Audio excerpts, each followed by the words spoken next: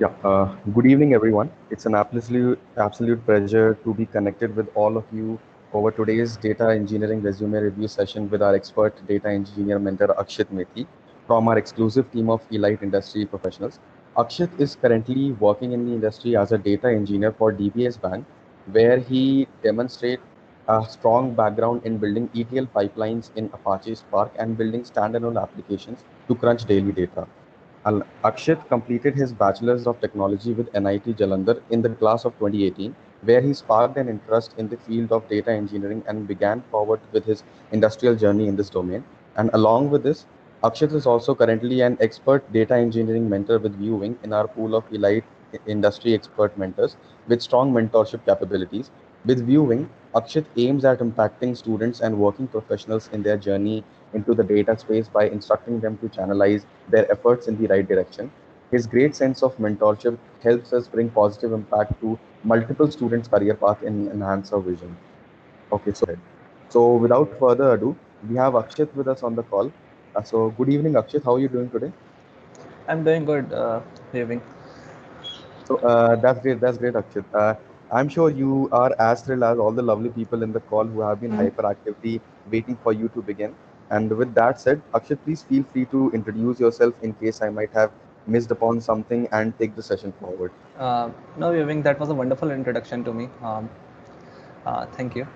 Uh, Sure.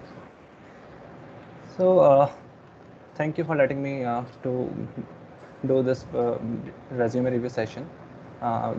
Like you all are wonderful folks. Thank you for joining this resume review session, and we will try to make it as much as interactive. You can turn on your mic anytime whenever you have a query, and pitch your query. I will try my best to answer it. Okay. Um, Sure. it's been a lot easier if you just turn on the mic and just Mhm. share your whatever query you have. Okay. So as we have received many resumes, um, out of which I have seen that many of it is lacking the content of what a data engineering resume will look like, because most of it will be from data science. Either it is from BI or from data visualization.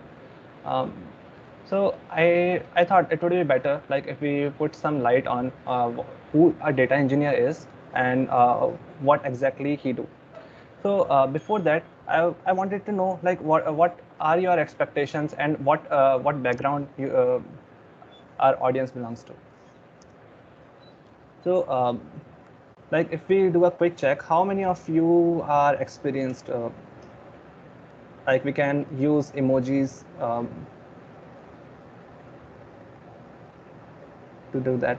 Like there's an emoji section at the top right corner of you. If if you are a fresher, give a thumbs up. Yeah. Or maybe you can also raise your hand. If you're a fresher, just raise your hand. So we have Okay, we have around 3 freshers. Santosh and Vrushali, and Shiji is also a fresher. Okay. Okay, rest others are the experienced individual, like maybe 2 year or 3 years experience, no? Or more than that. We have Santosh Okay, as well. all right, all right.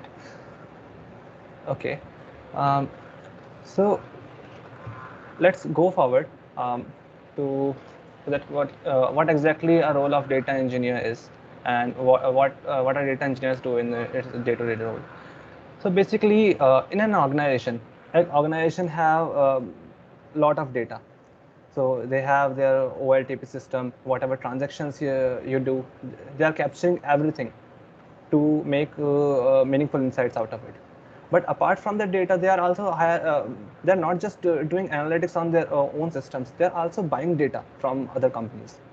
They are buying data from Uber. They are buying data from Google Maps, from a lot many organizations which are in this business.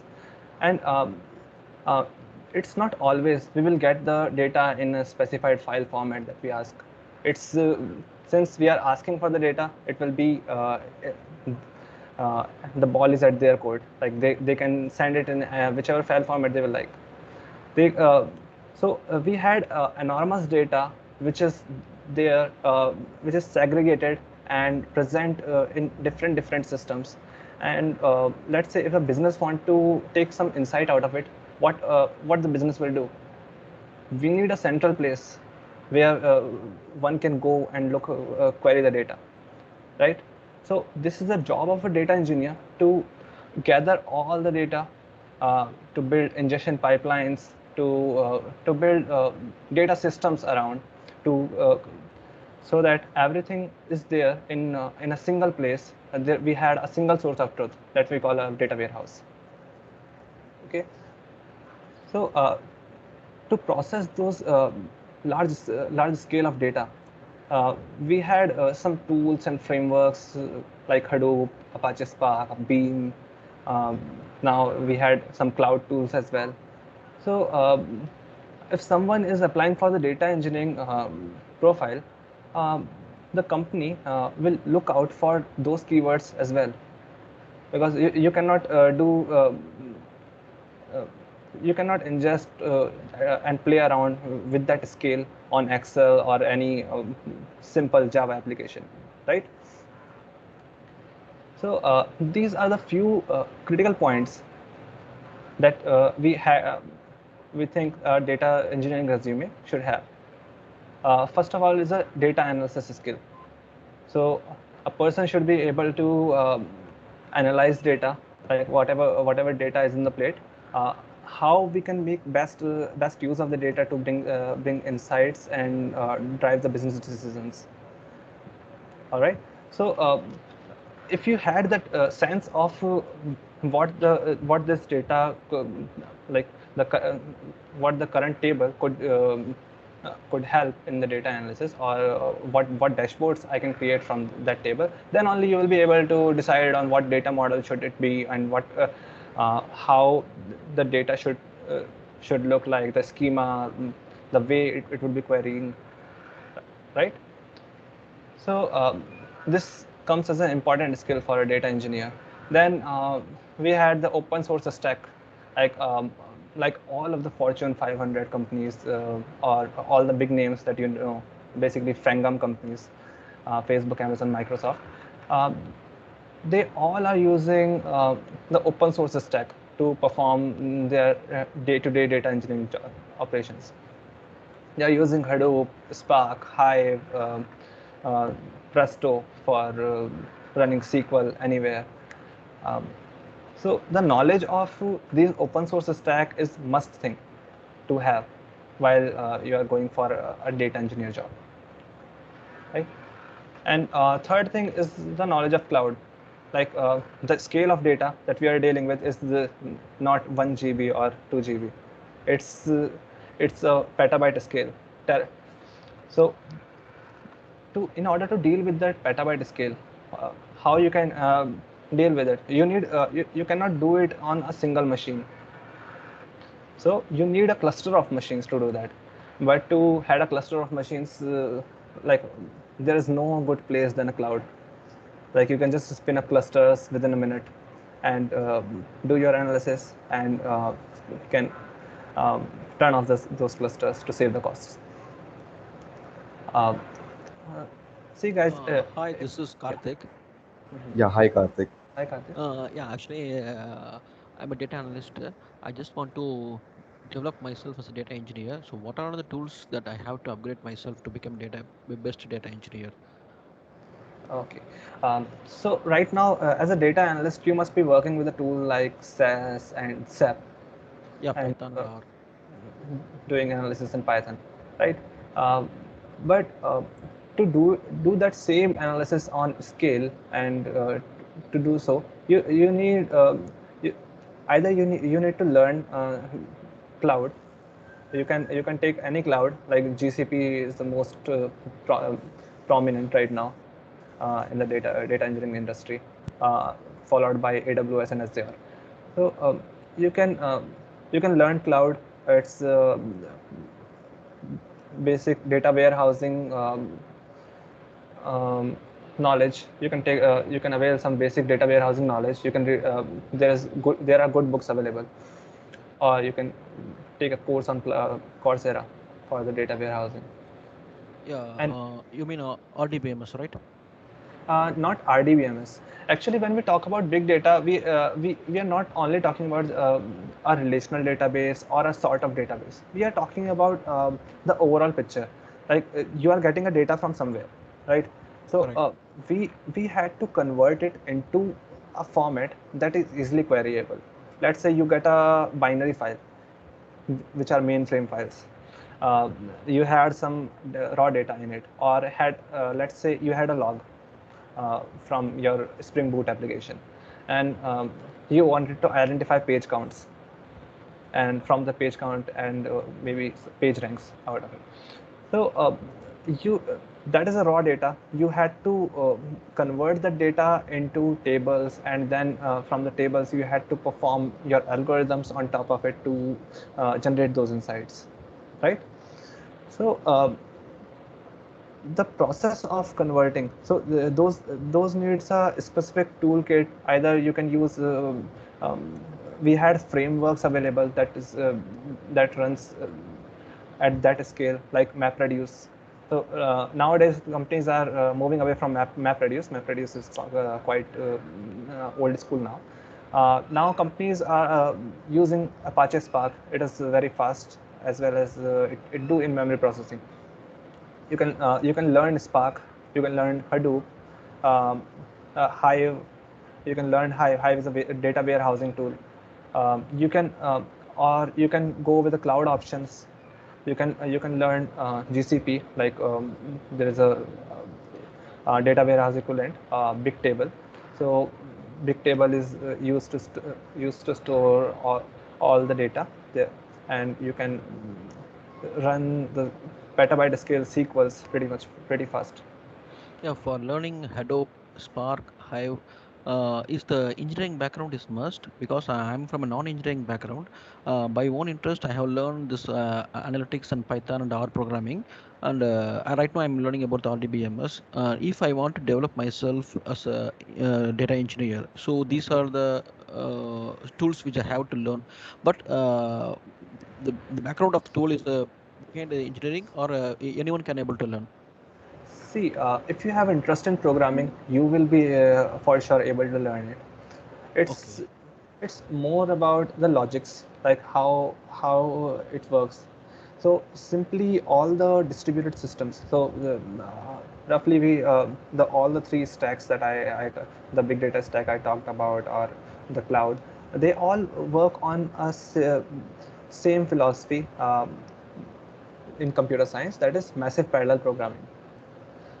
So Okay. that parallel program by parallel programming I mean uh, we can let's say we had to perform a function on top of some data. So that function is independent of any other thing. So we so let's say if I had to apply the same function on terabyte data. So what I can do is I can split that terabyte data in 1 GB, and I can assign like 1,000 machines and to perform the same function, and later I will aggregate the result. So that is a sort of philosophy of massive parallel programming. So it's all about just logics, and you already know the programming since you Yeah. are using Python. So you will pretty much grasp it pretty quick, and you can like break into the data engineering industry. Thank you. Thank you. Yeah. Sure. Okay. Yeah, and one Uh, more question. Sorry. yeah. Yeah, Okay. actually, recently I came to know there is a ATI which will take at least minimum 30 seconds to scan our resume. So, what are all the major points that we have to mention in the resume to get into HR knowledge? Yeah, I will come to that. Let me move the slides, then I Okay, will come fine, to that. fine. Thank you, Uh, thank you. so this thing I want to talk about the ATS. So there's a big turbulence in the community around whether to have a two-column resume or a single-column resume. So this turbulence is all around the ATS that you talked about. So this ATS, let me abbreviate it. It's a applicant tracking system. So wherever, if you apply on some good companies, So there will be portals like Taleo, Workday, and many others, right? So what they do is they that application tracking system runs an algorithm on top of your submitted resume, as they receive a lot many resume on any single job opening. So it's not possible for a human to scan through all of it. So they deployed these strategies. So ATS will score your resume based on uh, the keywords that the job description have. Then they had some sort of semantic analysis. Um, so it will so based on a couple of factors, it will score your resume, and the HR will then will like download the top 50 or top 20 resume out of it, and then shortlist 5 or 10 candidates for the interview. So it's very essential to at least catch an eye of HR. Otherwise, we will most of the resumes we will it will be put it in the archive directory straight away. So this two column and single column thing is about. Uh, it's being said that ATS is unable to scan those two column resumes very efficiently. So let's say you have two columns and you had summary at one side and your personal interest at on the left side, and you are writing something. So ATS is let's say if the ATS is scanning line by line, so this line is distorted, right? So it won't be able to get that semantics, and it will score your resume lower, even though you had lot many certifications and very high experience. So though there's a cache with two column, that if you are very sure that your resume will be seen by a human first instead of a machine, then you can go with the two column. Two column resume is very eye pleasing, since we all are very much accommodated with the columnar formats. Like we read newspapers or magazines, we always look at the columns of text, right? Um, so if we go, so better to go with a single column. uh, let's avoid taking risk. Why to put our fate in the hands of chance, right? So we can go with a single column resume to avoid that thing. So let's begin the resume review. The before that, anybody have any questions around ATS and this one column or two column thing? Yeah, Karthik again. Yeah, Yeah, hi. how to get a maximum score in ATS? What are the steps? So the only good way, like we don't know the underlying algorithm, what they are searching for, but I would say the best way to surpass the ATS is whatever keywords that you saw in the job description, try to use those keywords in your resume, so that your resume will score higher, and you will have a more probability. Like we cannot certainly say that it will boost up your score to 100, but that will certainly increase the score from the point that we are not using those keywords. So we can able to pass from the ATS. uh, yeah, so that's the trick, like use the keywords. More keywords you will use that is there in the job description, the more the chances you will have to get an interview call. Okay, fine, fine. So, one more doubt. So if for any kind of data engineering or any kind of role, the standard, that means that the 12 plus 4 is mandatory, or 12 plus 3 is also is it applicable? See, basically we need a bachelor's degree, since it's a engineering role. Everyone, each and every company demand at least a bachelor degree. to it. So in engineering, the bachelor degree means the 12 plus 4 is the cutoff, right? Right, you can So say. 12 plus 3 itself, automatically it will be fail in the ATS. No, no, no. It's basically it requires a bachelor's degree. Bachelor's degree either earned in three years or 4 years. Okay, no, no. So actually, in B computer science is the bachelor degree. Likewise, BSc statistics is also bachelor degree. Right. So Okay, those degrees so are also considered in the data engineering role. Like if you had the skill, then nowadays the companies are like even the founders that are more more in trend, like you can say Elon Musk. So those people are not caring about the degree. If you had the skill, you can come up and so okay, no, no. yeah. See, if our resume goes to the HR person, means then it is possible because most of the resumes are not going to the HR person. It is automatically cut off from the ATS. So we cannot able to get to that up to that level. So I just want to know the 12 plus 4 is mandatory or 12 plus 3 is also is okay. Uh, that's what I just want to know. I think 12 plus 3 is also okay. Like any bachelor's degree would do good. Okay. So as you said, for this the data engineering, Hadoop Hive is more important. Say for example, I know data analysis, and if I want to learn Hadoop, and if I want to upgrade myself as Hadoop and Hive, then I can be also one of the competitor for the data engineering. So at that point up, I have to compete with the person who is already in the experience with the engineering. But I'm not engineering. I'm from a max and stat background. So at that point of time, what are the qualities that what are the qualities the job description is mentioning? I'm having the same qualities, but I'm not passing through the ATS. That is what my concern. So I just want to know whether the ATS will keep the 12 plus 4 or 12 plus 3. I just want to know that. That's my question. It will it will pretty much accept any bachelor degree, as per my knowledge. Um, I guess your question is more towards like right now you are in data analysis and you will be competing. Even though you learn these skills, you will be competing with the batch who already have that skill and have been experienced in this domain, right? So Yes. that you have the simple answer to it will be you had to make self-made projects. Like you had to do self project, put it on GitHub so that people can see to it. Um, you can In the try GitHub. referrals, right?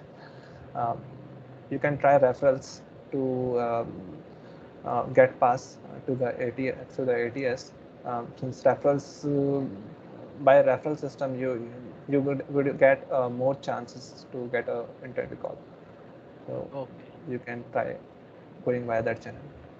Sure. Sure. Thank you. Thank you. Oh, Okay, let me just pull out some resumes. Um, so I have selected few resumes out of it, so that we can discuss most of the points. Okay, let's see this resume. So here you can see it's a two-column resume. First of all, and we are using some colors which is like gray on dark. That makes this resume very hard to read, the left side. So we can avoid these sort of mistakes. Basically, whenever we are using the color contrast, I guess it's best to go with a white background. Until unless it's a UI, you are going for a UI job, because for a UI developer, it's uh, like showcasing the resume itself is an art.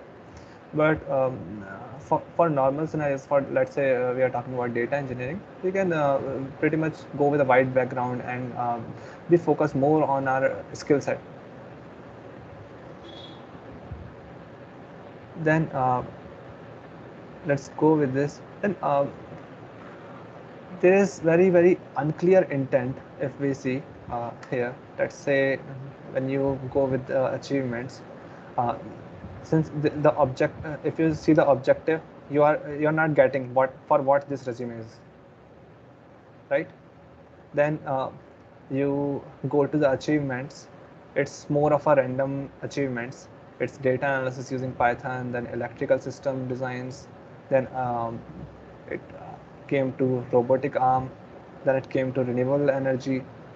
Um, so it's pretty hard uh, to understand what this resume is about, right? So when we are making a resume, like be like many people don't read the job description, and they just they had a resume prepared already, and they just mail it across. But that is a wrong practice. Always see job description, always look at it, read it properly, look at the keywords, and then tailor your resume accordingly. It should be by the first glance itself, you should get the knack of it, what the resume is about.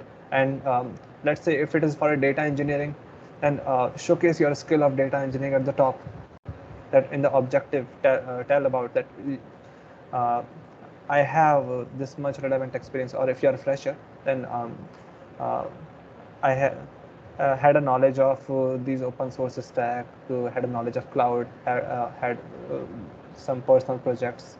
Uh, Give the GitHub link.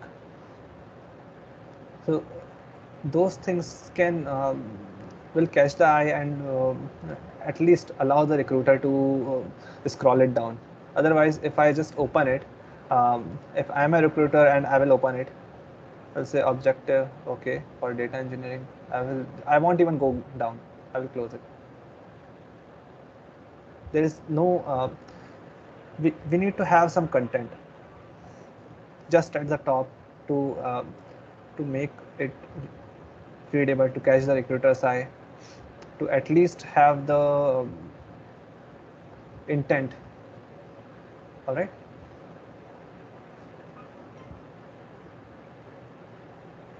So this is not at all data engineering resume.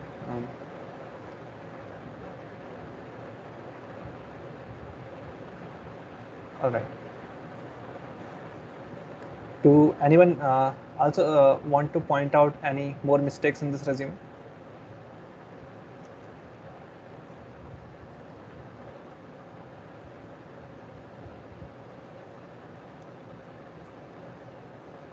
Okay, let I take the silence as a okay. Again, there is another resume that have very much unclear intent. That I go in, I will see the keywords: accounting, finance, 6.5 year experience. Um, it's not at all about data engineering. I will just close it. Like just understand the perspective of a recruiter. Like why he had a lot many resumes, right?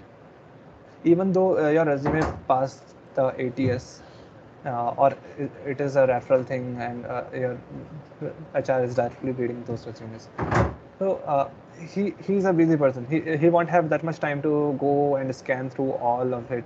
See, uh, let's say even if this resume, we are hiring for a finance and accounting role, let's suppose, and I see this finance and accounting. I started reading it further. I So it will directly navigate me to the work experience. And in the work experience, I had these details that is totally irrelevant, right, to me. Then I will see the job responsibility: handling invoice, being part of focus group. Still, didn't get anything related to finance and accounting. So I will just go and close it, right? So what can we do better in this? Let's say what we can do better is we can add a summary thing, professional summary, or just summary, to summarize your entire curriculum data in 3-4 points. Let's say you have done this, you have this ability, and this is you have all these skills, so that I will be convinced that okay, you might be suitable for the role. So if I want to further validate, then I will go in the work experience and check out what the job responsibilities you have taken care of. But before that, not having any summary and directly thinking that the recruiter will infer a summary out of your work experience, um, that will probably nullify your chances.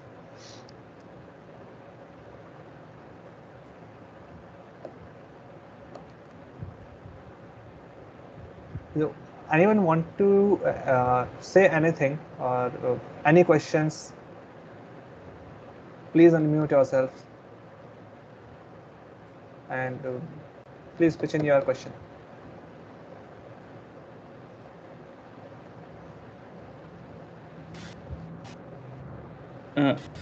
Can you elaborate on Yeah, hi, this summary? How should we write summary and all? Okay. Just a gist. Yeah, sure. So let's say this is for finance and accounting, okay? And if you go through the work experience, you basically do some SOP process design, um, okay, some process updates that you implemented into the process, and some queries. So you can make a summary of it that you had 6.5 years of robust experience in handling the AP queries on business, and you had a good experience in handling invoice exceptions. Like, I am not that well versed with the finance domain, um, but I will try to make some just out of your job responsibilities. Um, like you can tell that you are good at good at performing at a very high stress environment, good at handling enquiries relating to any account payable. Just a just basically a gist of what you have done. Some 3-4 points that that tells the recruiter about all the resume. If you want to further see it, that what those points talk about, he can go deep.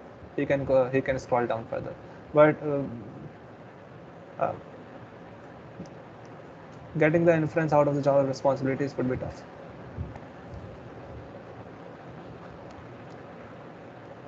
So one more problem which we face is we don't know the hierarchy. So where should we place the job responsibility? Where should we place education? And where should we place primary skills?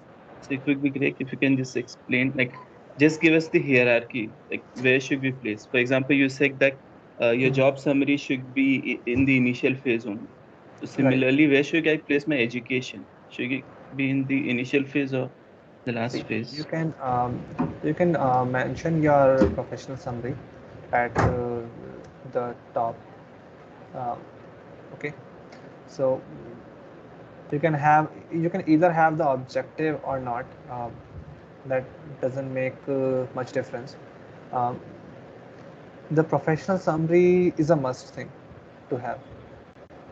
Like, if you had this, this will saves lot of time for the recruiter. Just he will go through it first and will make pretty much the entire decision uh, about going for an interview or not with just professional summary. Then you can have the then you can have the work experience. Okay, those work experience you can compress it down to a little bit. Like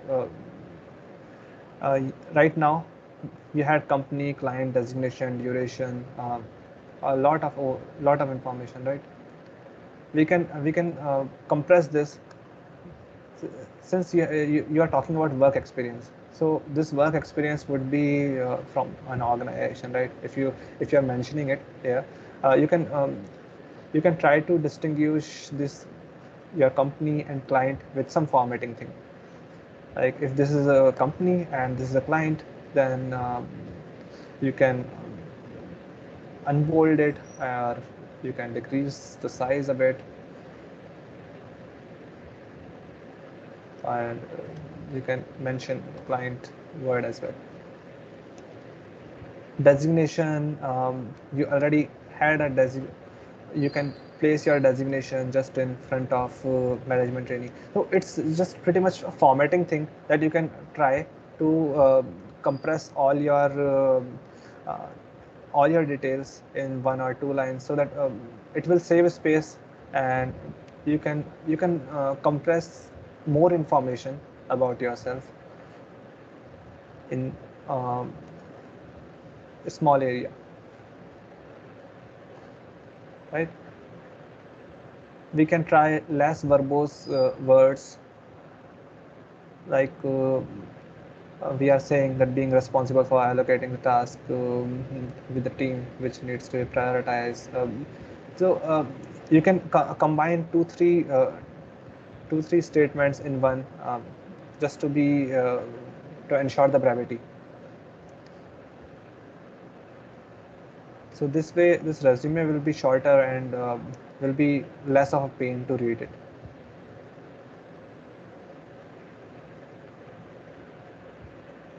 All right.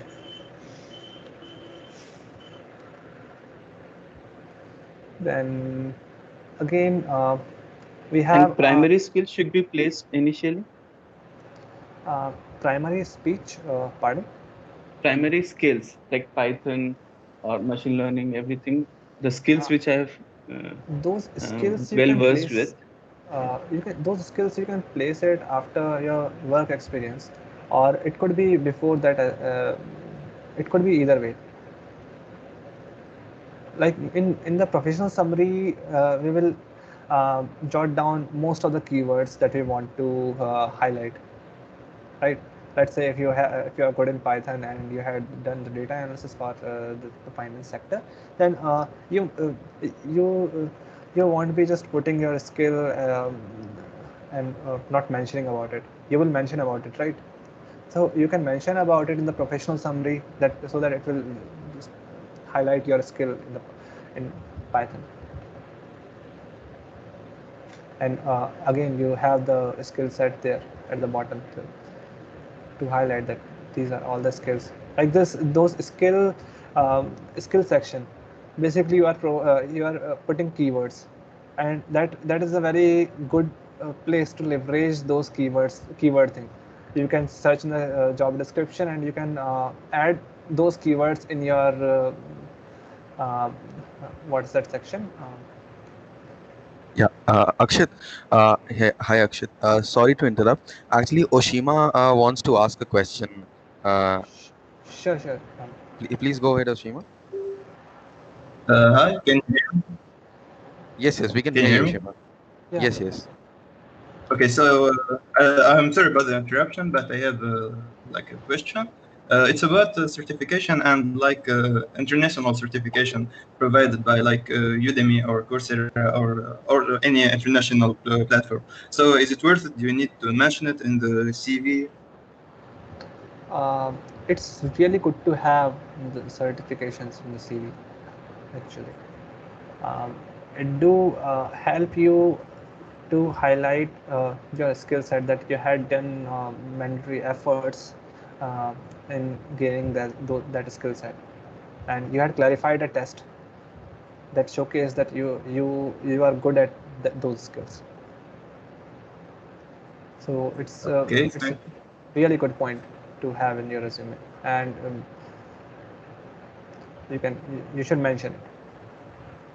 Okay, so I have a second question about the hobbies. So does the hobby that you choose indicate something or specify something for your recruiter, for the HR manager? So the hobby, what importance does it have yeah, according to the recruiter? Frankly speaking, I have also taken a lot of interviews for vendor, and I never looked at the hobby section. and I guess no recruiter looks at the hobby section. Uh, no one have a time to scan through the resume till the end, first thing, and we add the hobbies and co-curricular, those things at the end. So until unless a person would have a lot of time to just read every bit of the resume, no one will read the hobby. Okay, that's clear. So can I ask the last question? Like I regrouped, I regrouped them to just to say it in one more time. So just I have one more question. Okay, sure. Okay, so it's about the volunteer work in the organization, like in international organization in volunteering, whatsoever the club or the organization. Does it have like something? Do you need to put it in the CV? It is worth it. I didn't get the question. Sorry. It's about like the volunteer work in general, like with Isaac, with IEEE. I So don't know. got it, got it. Either the volunteering work will help you to land a job or not.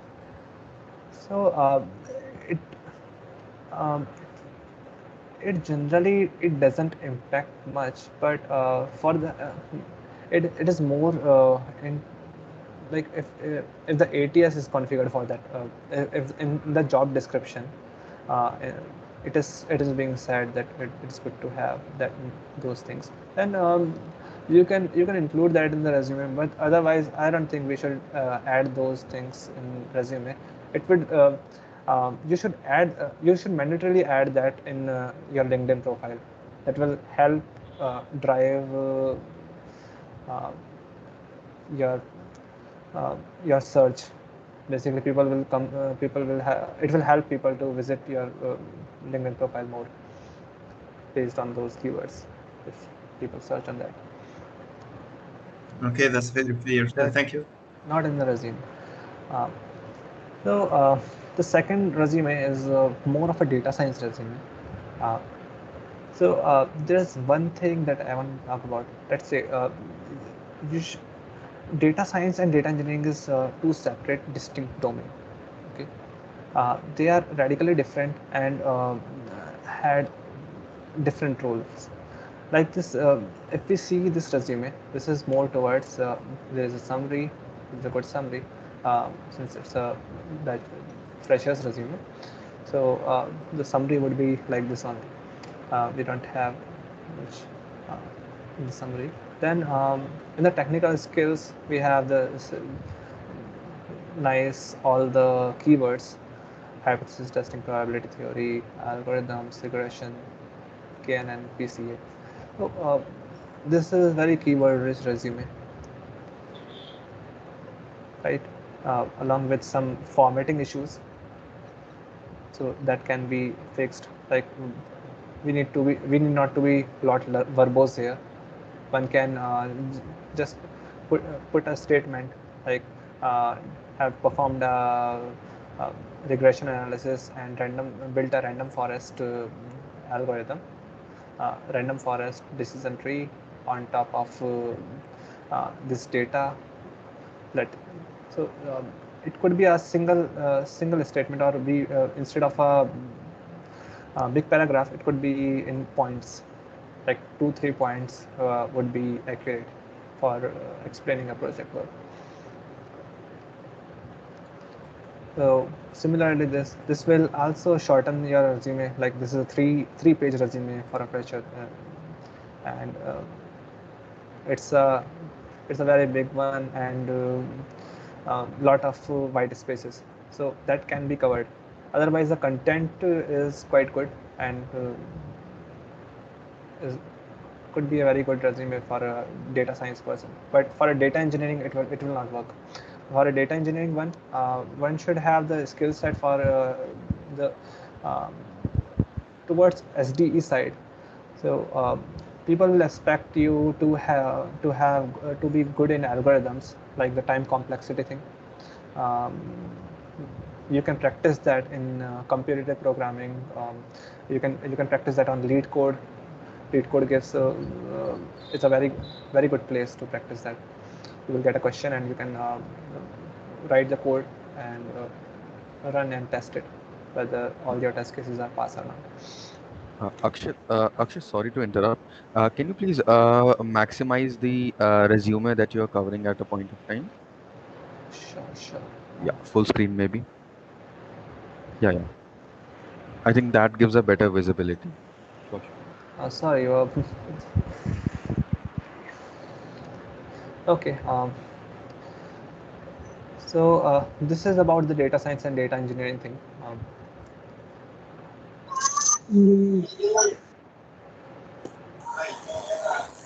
Then there's one more I want to take. See, this if you see this resume, Santosh, do you have a question that you want to put forward to Akshat? Pressure engineering, how to create a resume, any model as a see, fresher. for a fresher, a person will be highlighting their problem-solving capability. If you are good at problem solver, then companies will hire you. Basically, even if you go for a big top big companies, Amazon, Google, Microsoft, what they ask is in the interview, their first 2 or 3 rounds will be the coding round, even if you are going for the data engineering interview. So those coding round will be more of a it will check your knack of solving a problem. You will be given a problem and you had to write code right away to solve that use case. So you can practice that coding thing in the lead code, as I said before. And for the niche skill for this big data and data engineering, you can read books. You can try writing some code yourself. Like if you have learned Apache Spark, or if you have learned GCP cloud, then you can try that out and put that in your resume that you had that knowledge. No one will expect uh, a full depth thing out of you. They will just want that you had shown at least an interest to that in that relevant domain, and they wanted to learn more. So does that answer your question?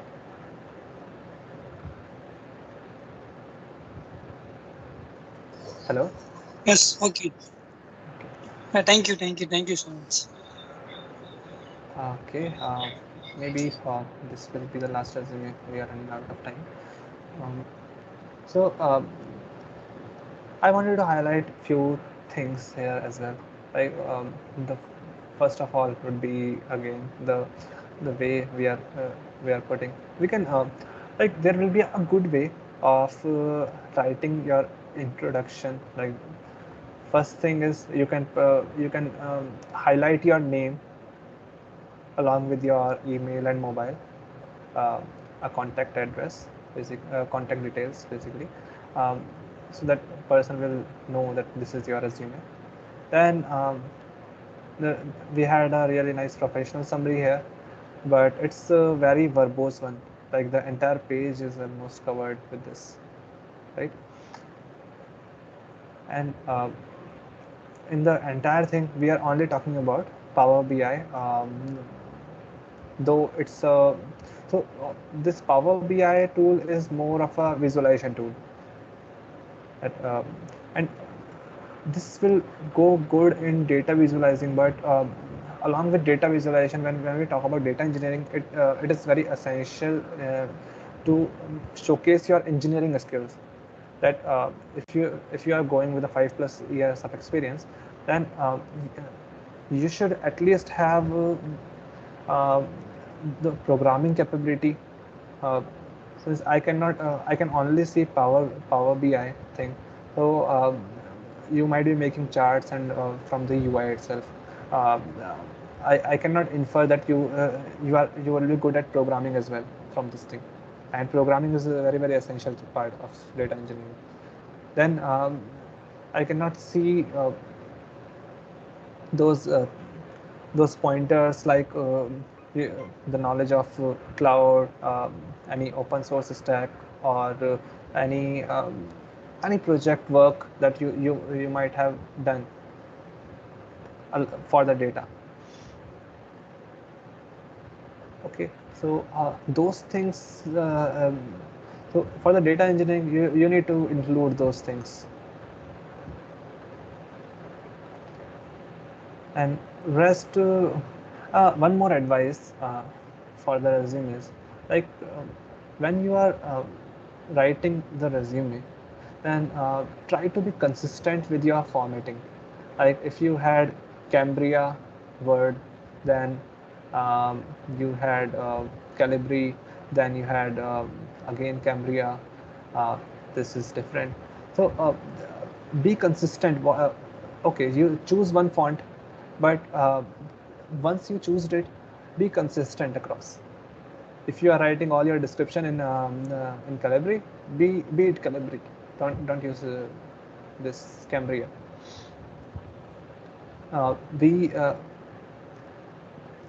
Be uniform about your spacing as well. Like we had a lot much space in education qualification, but it's a 2-line space in educational qualification. It's a single line space in working experience. It makes your resume very uneven and looks very childish, basically. So in the professional setting, it should be avoided. Again, we can see here a lot verbose description of the project, which we can choose. Try choosing brevity over the verbose. Okay, like by brevity I mean try to be concise and clear to the point. Don't overwhelm person with a lot much information. This will be a lot much information to digest with a single glance. Yeah, Akshit, Oshima and Shantosh both have a question. So let's go forward with Oshima. So Oshima, can you Okay. please unmute yourself and put forward your query? Do I have to introduce myself? Mm-hmm. Okay, so I'm Osama. I'm in the first year of engineering school, and I'm in the first year. But I just joined to have an idea about the series, about the interview. I need to know about that. I'm from Tunisia for the information. About the question, I wanted to ask the question about the projects. So I've seen especially in LinkedIn. So if you want to put your projects that you already made, they put a link that leads to GitHub, and you will find the details of the projects right there. So is it recommended to do that, or just to mention directly in the CV? See, like mostly time no one goes and click those links and go check those projects out. So it's a good practice you mention it in your professional summary that you had those projects. Okay, along with the keywords that the technology you have used to uh, create that software. That's it. So along with that, you can place the GitHub link. Let's say if you are mentioning your name, email ID, along with your contact, you can mention your GitHub link. If someone wants to jump into your GitHub and check out what the projects are, what the projects you have, they can do it. But otherwise, it is very good to have if in the professional summary, because no one will. It's a very least likely that a person will go and check out your GitHub projects, check out the code.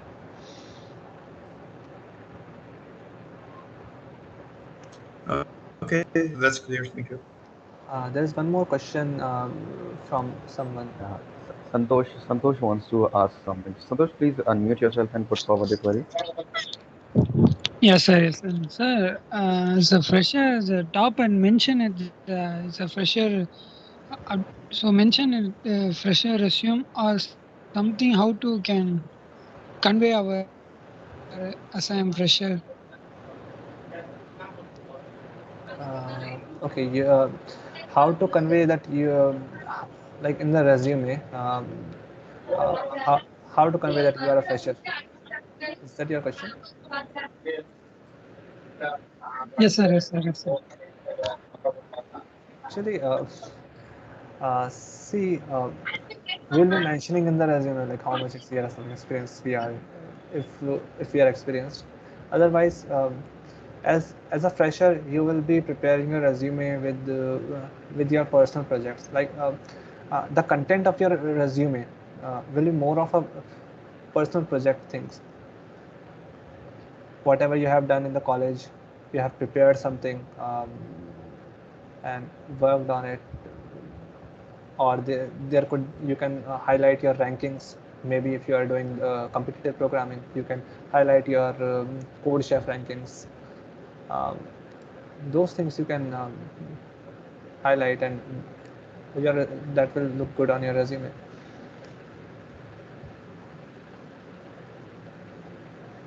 The top of the resume can mention the I'm a this is a fresher resume. That way, that is not good. No. Why to say that I am a fresher? It's um, see, it's evident if you're not mentioning your years of experience. Just by just looking at the professional summary, someone can say that whether you're a fresher or not. It's not essential to write that I am a fresher. It's evident. Okay, sir. Okay, sir. Okay, sir. Santosh, I hope your doubt is clarified, and thanks, Akshay, for the explanation. And next we have Manoj, who also wants to put forward his query towards you, Akshay. So, Manoj, please unmute yourself and go on. Yeah, thank you. Hi, Akshit. Actually, how to overcome my career gap? Actually, I have a gap of 1.3 years. So when the HR sees resume, I would have obviously mentioned my previous project, and I have worked till Jan 2020. So they might have come to know that I have a career gap of 1 year. So in their point of view, will my resume will be to say, okay, they will think whether I can say I have some personal problems, that's why I didn't, or else I should mention some freelancing project I have worked in past 1 year, like that. So in which way I can put myself, Ankit? See, what I will say is go for certification. That is the best way to highlight that you are up to date with the current industry knowledge, Okay, and that attest your competency as well. okay, More of it, I will say, you can, since you already had the experience, try going via referral, and uh, via referral, if you get an interview chance, you can easily, uh, once you get the interview, now the ball is in your court to impress the interviewer. okay, okay, thanks, Akshit. Like, see, referral is a very powerful tool. Like in the from if you see it from a fresher perspective, like there are very less chances that fresher get a referral. But if you're an experienced professional, going via referrals is a very best option to choose to, because you will cut through the line, and will get in the eye of a recruiter. uh, and if a person who's referring you is from senior positions, maybe from that company, then you can pretty much get an interview directly, and that will help you to score any job. Yeah, we would like to take the last few minutes talking a little bit about viewing, what we are, and how we can help you in your learning journey as well.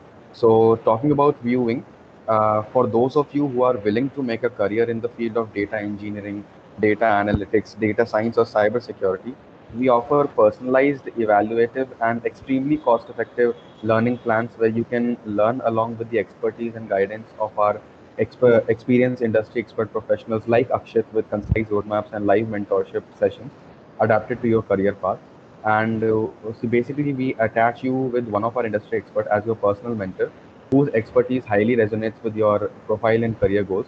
And so feel free to connect with us directly by posting an inquiry on our website www.viewinglearning.com, directly reaching out on our DMs or Instagram at the rate viewing, or directly reaching one of the admins of the Telegram group that you have been added to. And the details of all these reachability options will be shared with you shortly over emails and registered WhatsApp numbers. And we look forward to interacting and helping most of you guys after this call with consistent assistance from our team of elite industry experts. And lastly, thank you. Thank you everyone for taking the time to engage with us this evening on a weekend. And I hope the session left valuable insights that you can further apply to your careers and take advantage of. And we are extremely glad to be a community of individuals like you, and wish you all the best for all your career endeavors ahead of this call. So, Akshit, any parting remarks you have for the audience? Yeah, so I wanted to say that all the best to all of you who is applying for the jobs right now and who will apply for it later, and keep learning. And we are here for help, and you can contact us every time. Whenever you are stuck, you can come to the viewing, and we are all there for you. And you, yeah. Yeah, definitely.